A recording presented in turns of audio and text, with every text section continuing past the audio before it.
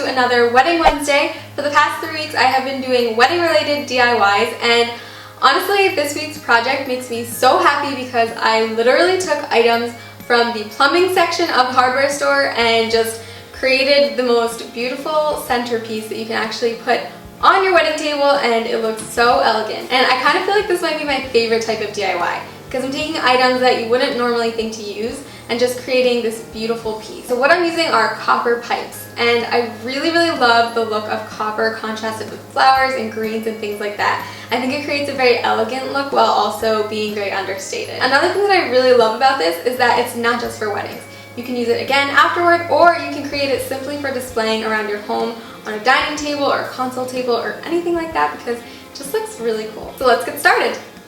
To create the base, you'll need 1/2-inch copper pipe cut into 11 pieces, each 5 inches long. You'll also need 2 shorter pieces, each cut into 2.5 inches. I'll show you how to cut these in a second. They sell these pipes in varying lengths, but for me, the 5-foot piece worked perfectly for the design that I created. To create the corners, you'll need 10 1/2-inch copper elbows, and you'll also need 3 1/2-inch copper tees. You can find all of these items in the plumbing section of Home Depot or other similar hardware stores, and they usually sell them for a pretty inexpensive price. Start by marking 5 inches right onto the pipe with a Sharpie. Next, take a pipe cutter and match up the blade with the little mark that you just made. Tighten the little wheel as much as you can and then start twisting the pipe cutter around the pipe. You'll feel it start to loosen after a bit, and when that happens you want to stop and twist the wheel again.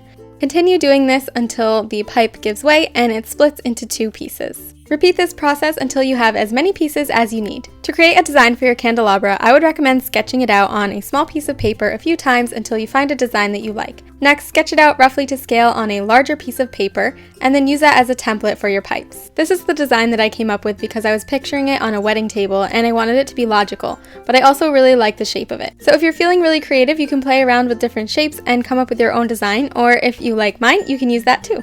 Now that we have a template, it's time to put the pipes together. So my end piece is going to be an elbow sticking straight up into the air, followed by a 5-inch piece and another elbow at the corner.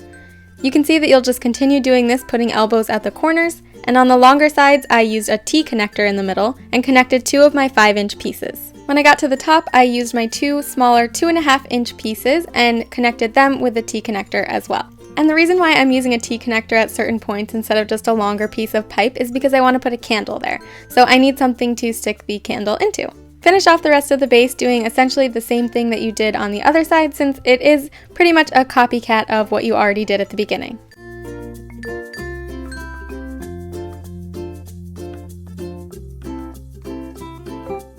To create the candle holder, you'll need 5 more pieces of the same pipe cut into 3/4 inch pieces, and you'll need some 1/2-inch by 3/4 inch couplings. Take one of your 3/4 inch pieces and place it into your T connector or one of your elbows on the ends, and then take a coupling and twist it down on top of that. This will be what holds your candle. Now you might find that some of your joints are a little bit loose, and so what I would highly recommend doing is dry fitting all your pieces together to make sure your design works, and then take some E6000 glue or something similar, pull the pieces apart and just put some glue inside and on the end of the pipe, and then push it back together.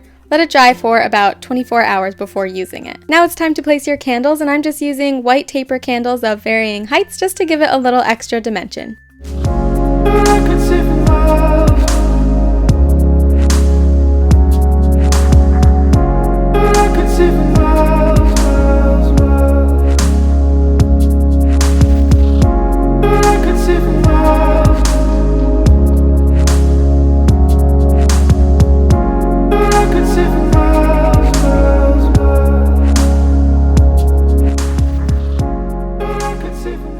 Okay, that's going to be it for today's video, and I hope you guys enjoyed this one. Like I said, I am so happy with how this turned out. It's actually sitting on my dining room table right now because I am just loving it, and that's where it's going to stay. If you guys decide to try this one out, I definitely want to see it, so make sure that you're following me on Instagram and Twitter so that I can see all of your lovely creations. Of course, make sure that you're subscribed to my channel if you want to see more of my videos, and give this video a thumbs up so I know that you liked it. Next week is going to be my last Wedding Wednesday for now because it's kind of been popular and I've had a few requests that I didn't originally plan on doing.